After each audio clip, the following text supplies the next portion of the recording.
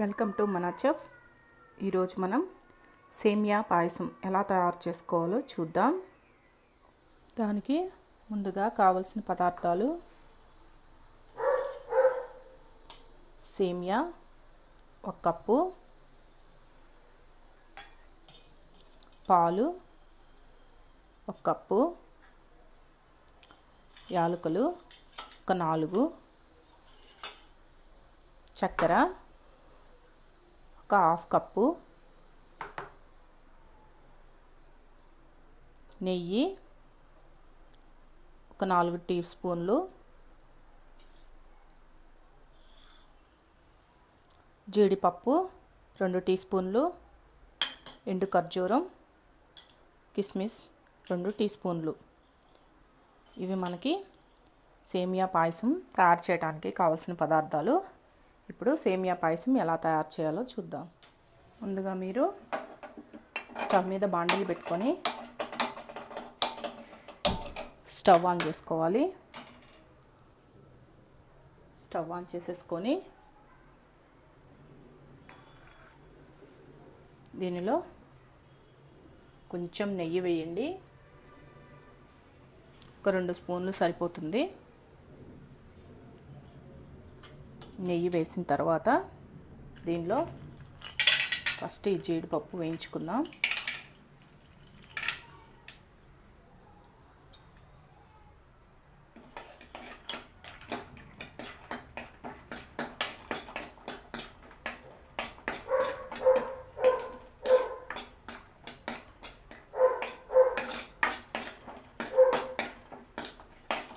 ఈ జీడిపప్పు లైట్గా వేగుతున్నాయి అన్నప్పుడు ఇది కూడా వేసేసుకోండి.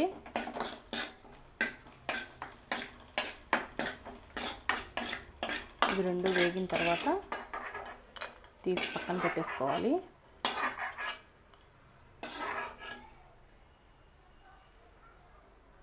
దీనిలోనే మనం ముందుగా తీసుకున్న సేమియాను కూడా వేసి ఈ నెయ్యిలోనే వేయించుకోవాలి.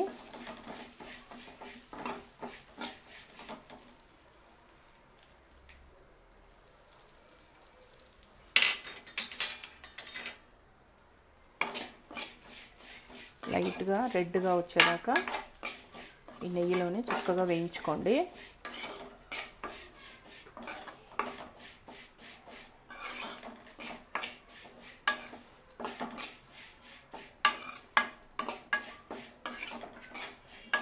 మీడియం ఫ్లేమ్లో పెట్టి వేయించుకుంటే చక్కగా వచ్చేస్తాయి.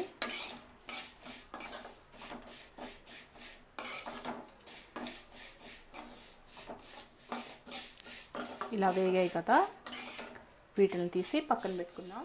ఇప్పుడు వేరొక గిన్నె తీసుకొని స్టవ్ మీద పెట్టుకొని దాంట్లో వాటర్ పోసుకోవాలి. ఒక 1/2 లీటర్ వరకు వాటర్ పోసుకోవాలి. వాటర్ పోసుకొని ఈ వాటర్ బాగా తెరిలిందాకా వెయిట్ చేయాలి.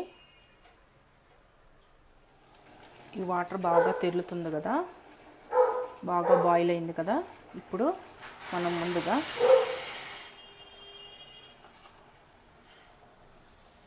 వేయించి పెట్టుకున్న సేమియాను వేసేయాలి.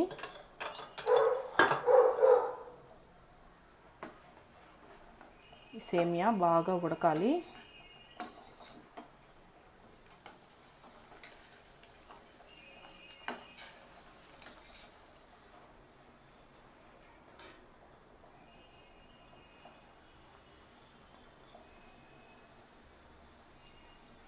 ఈ వాటర్లో సేమియా మొత్తం బాగా ఉడుకుతుంది.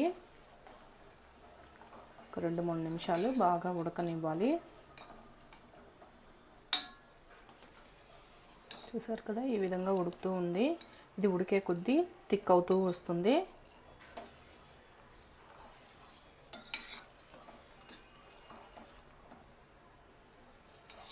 కొంచెం ఉడకాలి.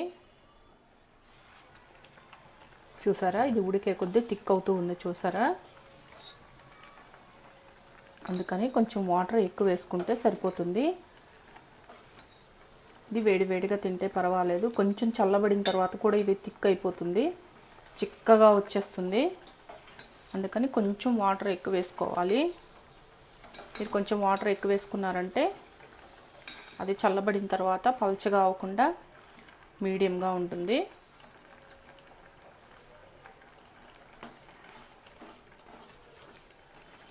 చూసారు కదా బాగా ఉడికిపోయింది. చూసారా ఈ విధంగా ఉడికిపోతే సరిపోతుంది. దీంట్లో ఇప్పుడు మనం చక్కెర వేసుకున్నాం. ఈ చక్కెర 1/2 కప్ సరిపోతుంది. మీకు తీపి ఎక్కువ కావాలి అనుకుంటే ఇంకొంచెం యాడ్ చేసుకోండి.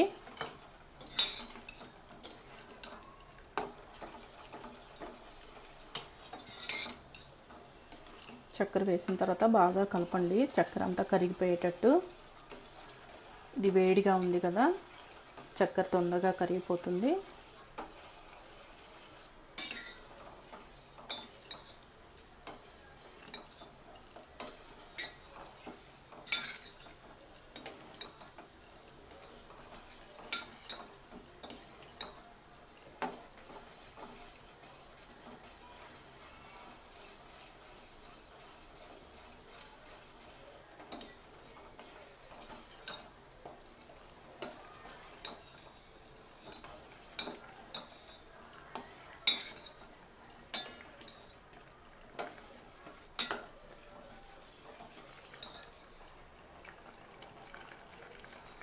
చక్కెర వేసిన తర్వాత ఒక 2-3 నిమిషాలు ఆ చక్కెర బాగా కరగనివ్వండి. కరిగిన తర్వాత దీంట్లో లాస్ట్గా ఇలాచీ వేసుకోండి. ఇలాచీ వేసుకొని స్టవ్ ఆఫ్ చేసేసి, ఇలాచీ వేసిన తర్వాత బాగా కలియబెట్టండి. స్టవ్ ఆఫ్ చేసేసి, ఇది గోరువెచ్చగా ఉన్నప్పుడు మాత్రమే మనం పాలు పోసుకోవాలి. ఎందుకంటే ఇది బాగా హీట్గా ఉన్నప్పుడు కానీ మీరు పాలు పోసారంటే పాలు ఇరిగిపోయే ఛాన్సెస్ ఉంది. కాబట్టి గోరువెచ్చగా, అంటే ఇప్పుడు స్టవ్ ఆఫ్ చేసేసాం కదా, ఇది ఇలానే కొంచెం గోరువెచ్చగా అయ్యేదాకా ఇలానే పెట్టేసేయండి. ఇది కొంచెం చల్లారిన తర్వాత దీంట్లో మనం పాలు యాడ్ చేసుకుందాం. ఈ విధంగా కొంచెం సేపటికి గోరువెచ్చగా ఉంది కదా, చల్లారిపోయింది. దీంట్లో మనం ముందుగా వేయించి పెట్టుకున్న జీడిపప్పు కిస్మిస్ని వేసుకోండి. ఇంకా మీకు ఇష్టం ఉంటే దీంట్లో బాదం పప్పు కూడా యాడ్ చేసుకోవచ్చు. ఇవి కాచి చల్లార్చుకున్న పాలు. ఈ పాలను పోసేసుకోవాలి. ఈ పాయసం మీకు కొంచెం చిక్కగా కావాలంటే పాలు కొంచెం పోసుకోండి. కొంచెం పలచగా కావాలి అనుకుంటే కొంచెం ఎక్కువ యాడ్ చేసుకోండి. కానీ పాలు ఎక్కువ యాడ్ చేసుకుంటేనే టేస్ట్ బాగుంటుంది. కొంచెం సేపటికి ఇది బాగా చిక్కబడిపోతుంది.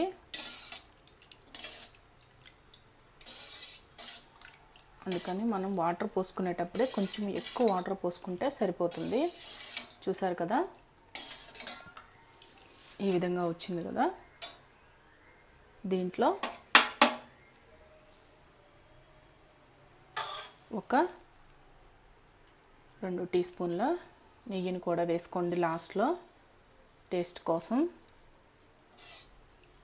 టేస్ట్ చాలా బాగుంటుంది.